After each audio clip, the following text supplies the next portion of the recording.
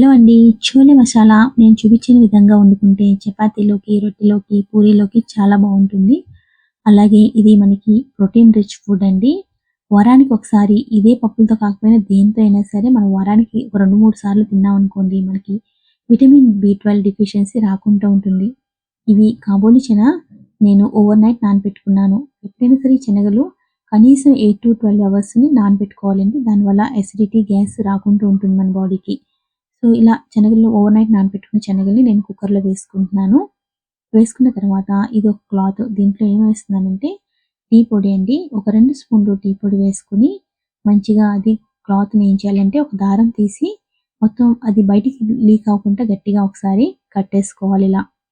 చూసారు కదా! దీనివల్ల ఏమవుతుందంటే కూరకి మంచి కలర్ వస్తుంది.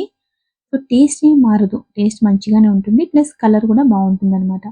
శనగలు ములిగేంతగా నీళ్ళు పోసుకొని అందులో ఈ టీ పొడి కట్టుకున్నాం కదా! ఆ ప్యాకెట్ అందులో వేసుకోవాలి.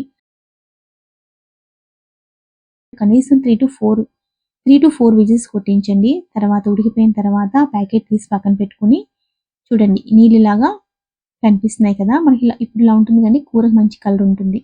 ముందుగా ఒక 2 గరిటెలు శనగలు తీసి పక్కన పెట్టుకోవాలండి.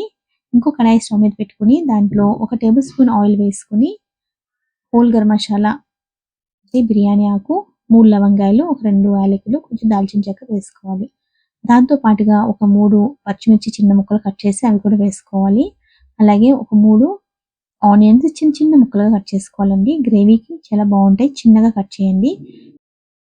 ఇలా గోల్డెన్ బ్రౌన్ కలర్ వచ్చిన తర్వాత ఒక 3 టొమాటోస్ చిన్న చిన్న ముక్కలుగా కట్ చేసుకొని అవి కూడా వేసి వేయించుకోవాలి. ఇవి వేగాలంటే కొంచెం ఉప్పు వేసుకున్నాం అనుకోండి టమాటాలు తొందరగా మగ్గిపోతాయి.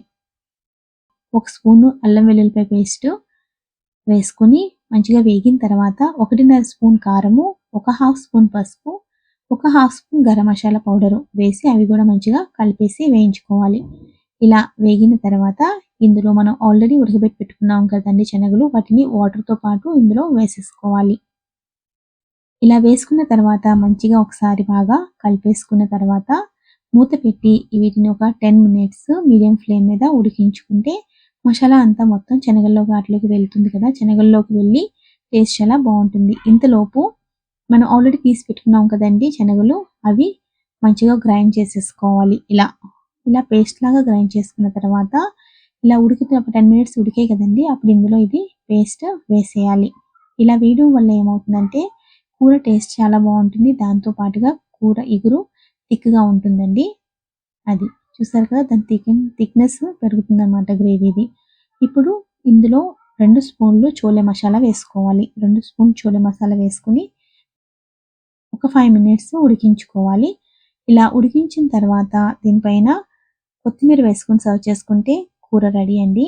మీకు గనుక వీడియో నచ్చితే లైక్ చేసి సబ్స్క్రైబ్ చేసుకోండి. Thanks for watching.